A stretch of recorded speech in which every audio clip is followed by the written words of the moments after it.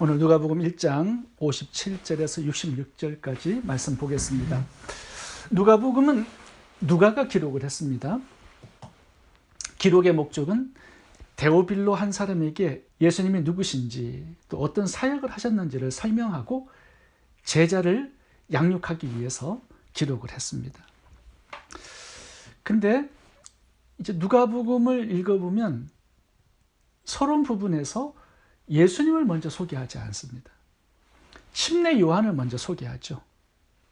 왜 누가는 예수님이 아니라 침례 요한을 먼저 소개를 하고 있을까요? 누가복음 1장에는 침례 요한의 잉태, 그 다음에 예수님의 잉태가 나오죠. 그 다음에 오늘 본문에 침례 요한의 탄생, 또 그 다음에 예수님의 탄생이 나옵니다. 그러니까 예수님 이전에 침례 요한을 소개합니다. 예수님 이전에 침례 요한부터 소개하는 이유가 있을까요? 왜 굳이 그렇게 해야만 할까요?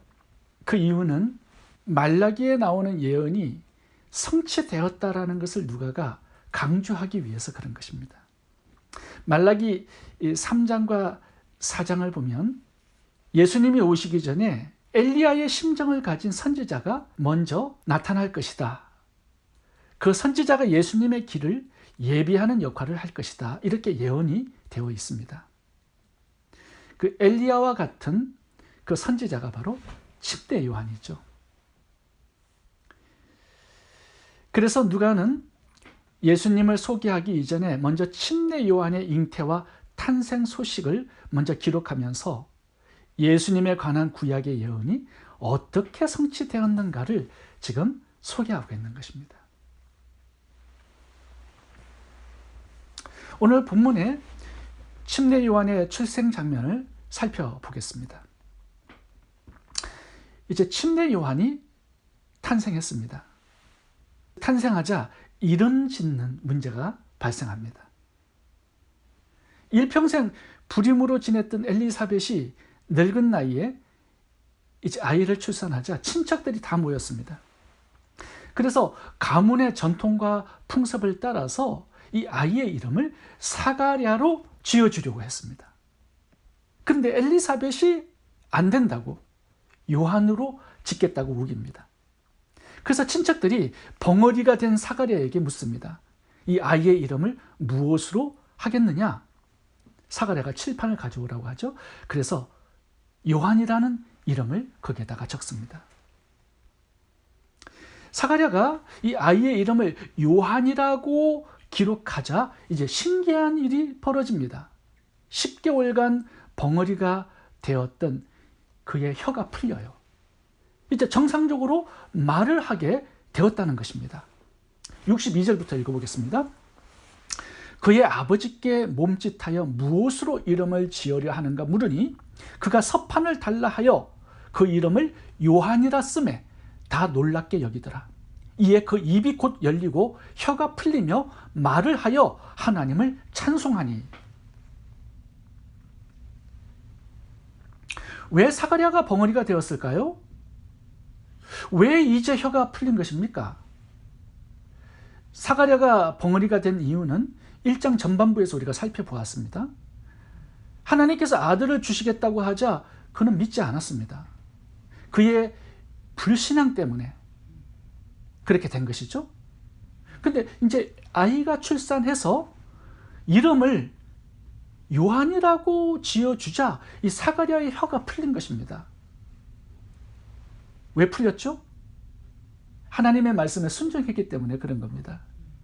하나님께서 사가랴에게 아들을 낳으면 이름을 요한이라 지어주라고 명령을 하셨습니다. 그래서 사가랴가 이 조상에 내려오는 전통과 관습대로 그 아이의 이름을 지어주지 않고 하나님의 명령을 따라서 요한이라는 이름을 지어주었습니다. 그 순종에서 이제 그의 혀가 풀리고 말을 하게 되었다라는 것이 오늘 본문의 내용입니다. 오늘 본문이 주는 교훈은 뭘까요? 그것은 불순종할 때 묶인 것들이 순종하면 풀린다는 것입니다. 우리가 누가복음 1장에서 가브리엘 천사장이 나타나서 사가랴에게 네 아내가 잉태할 것이다 라는 하나님의 말씀을 들려주었을 때 그가 어떻게 반응합니까? 자신의 경험, 생각, 상식, 이성, 과학으로 반응을 했습니다. 이거는 불가능합니다. 이렇게 결론을 내린 거예요. 과거에 이런 일을 한 번도 본 적이 없거든요. 그러니까 자기의 경험과 이성과 사고의 틀에서는 이거는 절대로 불가능하다라고 생각을 한 겁니다. 그러니까 하나님의 말씀보다도 자신의 경험과 생각과 과학을 더 믿은 거예요. 이 불신앙 때문에, 불순종 때문에 사가랴의 혀가 묶이고 퐁어리가 된 것입니다. 그런데 이제 벙어리가 된 그 10개월 동안 어떤 일이 있었습니까? 마리아가 찾아와서 3개월 동안 함께 거합니다. 성령 하나님께서 마리아에게 역사하셔서 잉태한 이 기적 같은 이야기를 듣게 돼요. 더 큰 엄청난 기적이죠, 이거. 마누라 엘리사벳이 하는 말을 듣습니다. 이 마리아의 뱃속에 들어있는 그 아이를 보고요, 내 주님, 하나님이라고 부르는 거예요. 성령 충만해가지고. 사가랴는 말은 못했지만 들을 수는 있었거든요. 창세기에 아브라함이 불가능한 상태에서 이삭을 낳은 기적도 생각이 났을 겁니다. 하나님의 기적을 믿고 믿음을 다시 회복하는 시간을 그 10개월 동안 가지게 된 것입니다. 이제 아이가 태어났습니다. 이름을 지어야 하는데 오늘 본문에는 뭐라고 말씀합니까? 조상의 관습과 전통에 따라서 이름을 짓지 않았다. 하나님의 명령을 따라서 순종함으로 요한이라는 이름을 지어주었다는 겁니다. 원래 사가랴는 자기의 경험, 지식, 이성, 과학을 믿고 살았던 사람이에요. 근데 이제는 말씀을 믿고 하나님 말씀에 순종하는 사람이 되었다라는 것이 오늘 본문에서 말씀하고 싶어하는 내용입니다. 사가랴는 이제 관습과 이성과 습관과 세상의 전통을 버리고 말씀을 순종하며 사는 게 얼마나 중요한지를 비로소 깨달은 겁니다. 64절 읽어보겠습니다. 이에 그의 입이 곧 열리고 혀가 풀리며 말을 하여 하나님을 찬송하니. 우리가 오늘 본문에서 한 가지 중요한 교훈을 얻어야 합니다. 그것은 하나님 말씀에 순종하면 닫힌 것이 열리고 묶인 것이 풀린다는 겁니다. 우리 인생에도 사가랴처럼 하나님 말씀에 의심과 불신으로 내 이성과 경험과 과학으로 반응을 해서 닫히고 묶이고 맺혀 있는 것들이 있을 수 있습니다. 이 세상의 전통과 세상의 기준을 따르다가 닫히고 묶이고 맺힌 것들을 어떻게 열고 어떻게 풀 수 있을까요? 하나님 말씀을 믿고 순종함으로 열고 풀 수 있다는 것입니다. 오늘 본문의 사가랴를 샘플로 보여주는 거 아니겠습니까? 우리가 사가랴처럼 직분도 받고 사명도 감당하고 하나님의 백성으로 살지만 하나님 말씀에 인간적인 상식과 경험으로 반응해서 닫히고 묶인 것들이 있을 수 있다는 거예요. 내 고집이, 내 생각이, 내 이성이 하나님의 역사를 막고 있는 것들이 있습니다. 어떻게 풀고 열어요? 하나님 말씀에 순종함으로. 여호수아 6장을 보시면 여리고성을 정복하러 가는데 하나님께서 여호수아와 이스라엘 백성들에게 이상한 명령을 하나 내리십니다. 7일 동안 여리고성을 13바퀴를 돌아라. 그러면 그 성이 무너진다는 거예요. 이거 정말로 순종하기 어려운 명령이었습니다. 과거의 경험, 이성, 상식, 과학 모든 것들을 내려놓아야 순종할 수 있는 명령이었죠. 그런데 여호수아와 이스라엘 백성들은 순종을 드립니다. 과거에 단 한 번도 본 적이 없는 그런 명령이에요. 농담으로 여기고 불순종할 수 있는, 가볍게 여길 수 있는 그런 명령이었습니다. 사가랴처럼 내 이성과 경험과 과학 이런 것들로 반응하면 미래가 막히고 묶이고 다치는 겁니다. 근데 이스라엘 백성들처럼 하나님 말씀에 온전히 순종하다 보면요, 가나안 땅에 축복을 나의 기업으로 얻을 수 있는 이 미래가 열리게 되는 거죠. 홍해와 요단강도 마찬가지입니다. 하나님께서 갈라주지도 않고 들어가라고 명령을 먼저 내리세요. 도저히 이해되지 않는 그런 명령을 내리실 때, 순종하기 진짜 어려운 명령을 하나님께서 주실 때 순종할 수 있는가?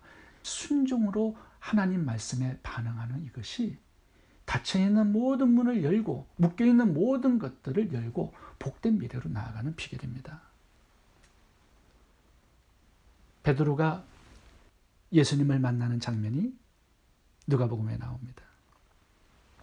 베드로가 밤새껏 그물을 가지고 고기를 낚았지만 한 마리의 고기도 잡지 못하고 아침을 맞았습니다.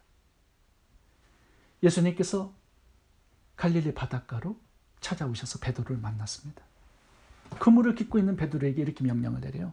다시 바다로 들어가서 그물을 다시 던져라. 이거 굉장히 이해하기도 어렵고 순종하기 어려운 명령입니다. 근데 베드로가 뭐라고 말씀하냐면요, 말씀에 의지하여 그물을 던지겠습니다. 순종으로 반응합니다. 자신의 경험과 이성으로 반응하지 않아요. 그 결과는 무엇이었죠? 2배의 고기를 가득 잡고 나왔다라는 겁니다. 여러분, 우리도 우리 인생에 막히고 묶인 것들이 있습니다. 복된 미래로 나아가지 못하게 막고 있는 것들이 있어요. 그게 뭐예요? 내 경험, 내 상식, 내 이성, 내 과학이죠. 근데 이런 것들을 내려놓고 이해할 수 없지만 하나님의 명령이, 하나님의 말씀이 내 상식과 내 경험에 부딪히지만 내 것을 내려놓고 하나님의 말씀을 붙들고 순종으로 나아갈 때 하나님의 기적을 만나게 된다는 거죠. 막혀있는 것들이 열리고 묶여있는 것들이 풀리고 복된 미래로 나아갈 수 있다는 말씀을 오늘 본문이 하고 있습니다. 마리아처럼 말씀대로 내게 이루어지이다. 이거 별것 아닌 것처럼 보이지만 마리아의 미래를 상상을 초월하는 복된 미래로 열었던 그 고백 아니겠습니까? 말씀대로 내게 이루어지이다. 마리아는 이 고백 하나 가지고요, 영혼을 복되게 열었던 여인이 되었습니다. 믿음과 순종의 반응 속에 닫힌 것, 묶인 것 다 풀어지고 열리는 놀라운 기적들을 경험할 수 있기를 바랍니다. 또 하나 우리가 주목해서 보아야 할 것은 사가랴의 이 기적 사건을 통해서 모든 사람들이 사가랴 가정을 주목하게 되었다라고 기록하고 있습니다. 이 기적적인 침례 요한의 잉태와 출산, 그리고 사가랴의 벙어리 된 혀가 풀리는 이 기적 같은 일들이 모든 이스라엘 사람들을 주목하게 만들었던 그런 사건이 되었다라는 겁니다. 이 소문을 모르는 사람이 없을 정도로. 65절부터 읽어보겠습니다. 그 근처에 사는 자가 다 두려워하고 이 모든 말이 온 유대 산골에 두루 퍼지매 듣는 사람이 다 이 말을 마음에 두며 이르되 이 아이가 장차 어찌 될까 하니 이는 주의 손이 그와 함께 하심이러라. 누가복음 1장 15절 16절도 읽어보겠습니다. 가브리엘 천사장이 나타나서 이 사가랴 가정에 주었던 예언의 말씀이죠. 이 침례 요한이 앞으로 어떻게 될 것인가? 누가복음 1장 15절입니다. 이는 그가 주 앞에 큰 자가 되며 포도주나 독한 술을 마시지 아니하며 모태로부터 성령의 충만함을 받아 16절 이스라엘 자손을 주 곧 그들의 하나님께로 많이 돌아오게 하겠습니다. 지금 이 침례 요한이 예사롭지 않은 아이였습니다. 사가랴가 벙어리 되어서 아이의 출산과 함께 이름을 지어주자 혀가 풀렸어요. 이 가정에 하나님의 기적이 들어왔어요. 모든 사람들이 그것을 지금 보고 있습니다. 모든 사람들이 다 소문을 들었어요. 온 유대인들의 관심과 주목을 받는 그런 가정이 된 것입니다. 이제 침례 요한의 출산부터 모든 유대인들의 눈이 침례 요한을 향하고 있습니다. 하나님께서 왜 이 침례 요한이 온 유대 사람들의 주목을 받게 하셨을까요? 왜 관심의 대상이 되게 하셨을까요? 왜 사람들이 그를 두려워하게 하셨을까요? 왜 하나님의 손이 침례 요한에게 지금 함께하고 있을까요? 그 이유와 목적이 1장 16절에 나옵니다. 다시 한번 읽어보겠습니다. 이스라엘을 하나님께 돌아오게 하기 위해서, 이렇게 기록합니다. 그러니까 하나님께서는 목적이 있는 거예요. 침례 요한에게 성령의 충만함을 주시고 주의 손이 그와 함께 하시고 이스라엘의 큰 자가 되게 하시고 이런 기적을 통하여서 출생하게 하신 것, 다 목적이 있습니다. 뭐예요? 예수 그리스도의 길을 준비하기 위해서, 예수 그리스도가 온 인류의 구원자 되심을 증거하기 위해서, 그래서 모든 사람들을, 많은 사람들을 하나님께 돌아오게 하기 위해서,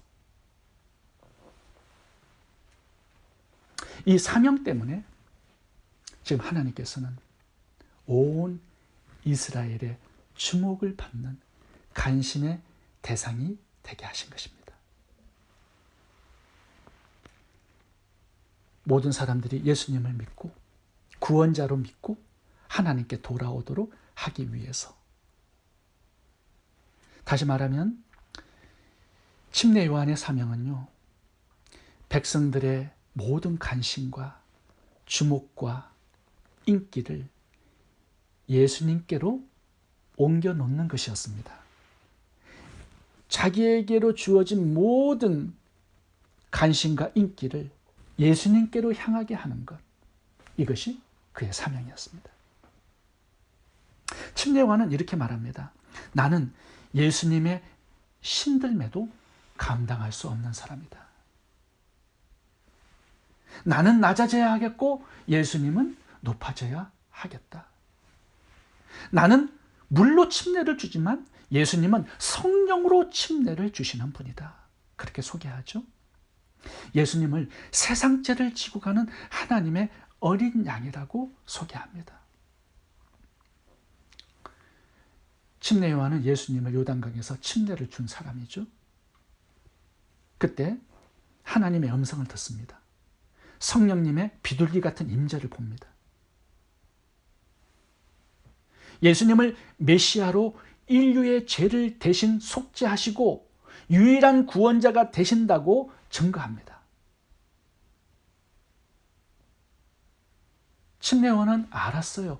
왜 하나님께서 그를 높이신지, 왜 이런 영광을 주셨는지, 왜 이스라엘의 주목을 받게 하셨는지, 관심의 대상이 되게 하셨는지, 예수 그리스도를 소개하고 증거하기 위한 그 목적, 그 사명으로 하나님께서 주신 은혜요, 선물이요, 축복이라는 거 알고 있었습니다. 그래서 예수님께로 모든 것들을 옮겨놓습니다.